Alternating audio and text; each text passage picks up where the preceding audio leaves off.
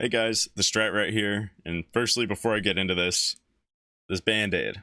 I was bleeding a little bit from my nose earlier. There's just like a slight cut right here, and it was just profusely bleeding. I say that as if it was like massive. It was just like dripping blood, and it would have been annoying. So that's why the Band-Aid's there. And then these bumps are all from mosquito bites from last night. So anyways, though, let's get into what I actually want to talk about today. So there's this game that I have not been able to stop thinking about over the past few days, ever since I heard of it for the first time. It's called The Forever Winter by a new studio called Fun Dog Studios, which, if you're not familiar with them, they're new to the game, but not really. Because it's a new studio, but all of the devs are like from other AAA titles. Like they've all come together and decided, hey, we want to build a game that we actually want to make, rather than just rip off whatever the popular trending type of game is at the time. And it looks like they're going somewhere really, really cool. So let's get into like what this game is. So the way they describe it is, The Forever Winter is a tactical survival horror shooter where you and your squad must loot the dead to survive under the shadow of terrifying and gargantuan war machines locked in a never-ending conflict.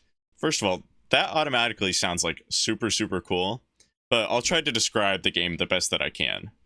So, in this scenario, there's these two wars, these two factions that have been fighting, like I said, in a never-ending conflict.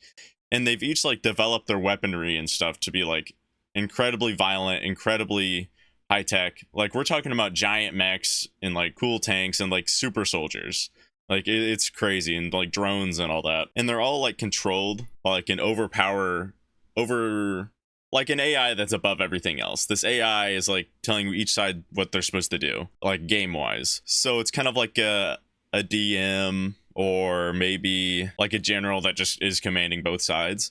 So there's always like a rhyme and reason to what these sides are doing during the game. Like they're going to be sent to do specific objectives, and like the way that they fight too, they have this really, really cool ladder system where the enemies will only go after enemies that are of like equal level to what they deem the biggest threat at the moment. If there's a tank on one side, it's going to fight whatever the equivalent of a tank is on the other enemy, like the other opposing side.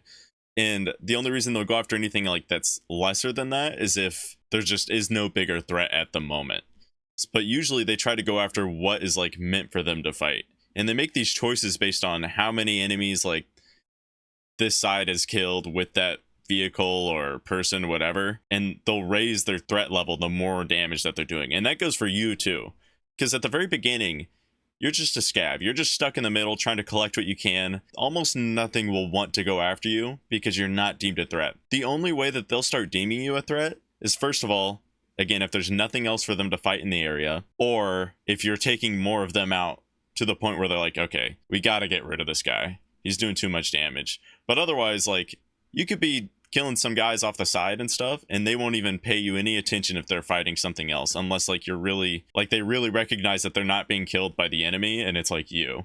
It's a super cool mechanic, and I'll link you to another video that I think describes it a lot better than what I'm doing here after this. So what's really cool though about this weird RTS style that they're going after, because I guess that's a good way I should describe it from now on. It's basically an RTS. It's like that commanding AI, whatever, is basically controlling both sides as an RTS, like an advanced RTS throughout the whole match over like this big old map. But anyways, what's cool about like what you do is you can like lead these enemies to fight each other, so you can like loot off of them and all that jazz.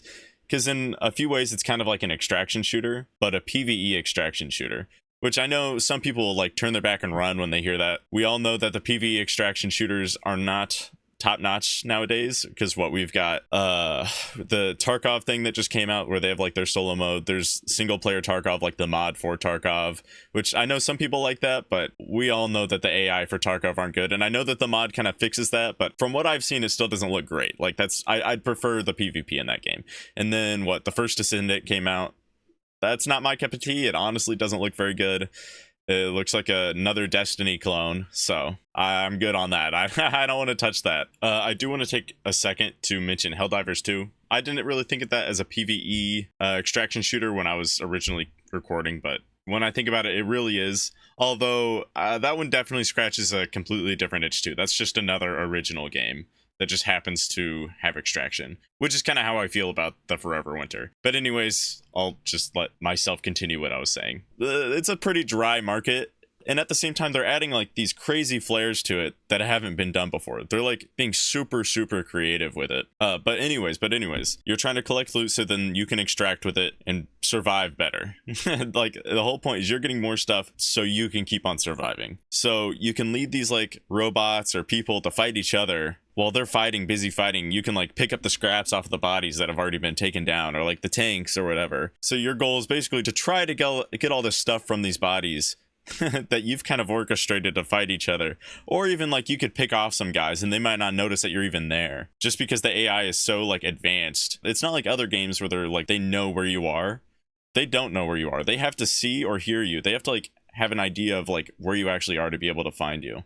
And even then, they won't go directly to you. They have to see. They have to like go through a thought process to figure out where you are. But a lot of the time, from what I've seen in footage, they won't even notice you if you're taking out a couple small guys while they're fighting what they deem higher threat enemies, because they'll just think that the enemies are the ones taking out their guys, because that's how the AI works. The AI doesn't assume anything per se. Like it's not going to assume that it was taken out from behind while it's actively fighting another group in front of it. So you could like pick off some guys, loot them, whatever.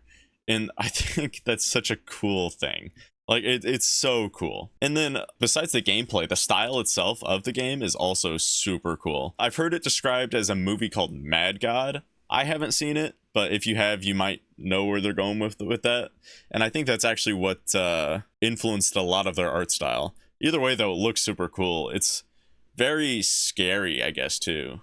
Like there's this concept art I've seen of a tank in the game where it's covered in bodies as camouflage, because the landscape is so violent and there's so many bodies that you can literally use bodies as camouflage. Isn't that crazy? That is insane to me. It's such a cool art style to go after, like this cool post-apocalyptic thing. And then like in one of the trailers, there's this B-2 bomber looking airship that's dropping bodies from the sky across this war-torn landscape.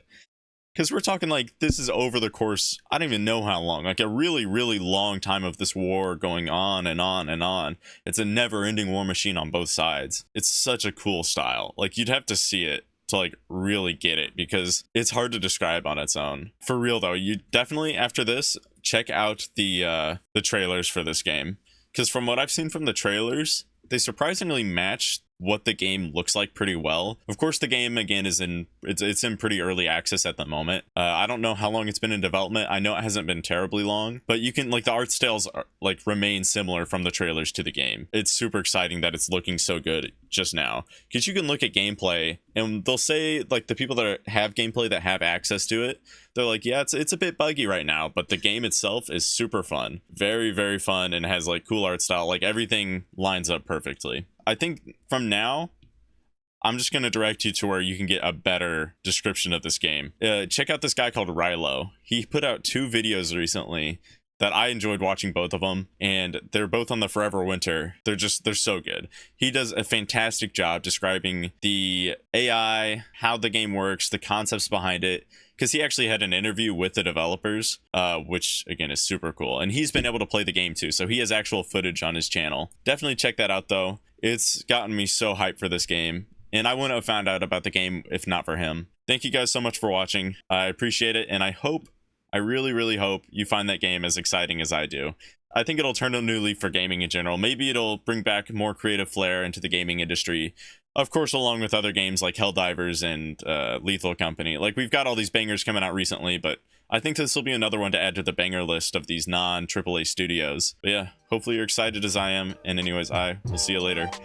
Bye-bye.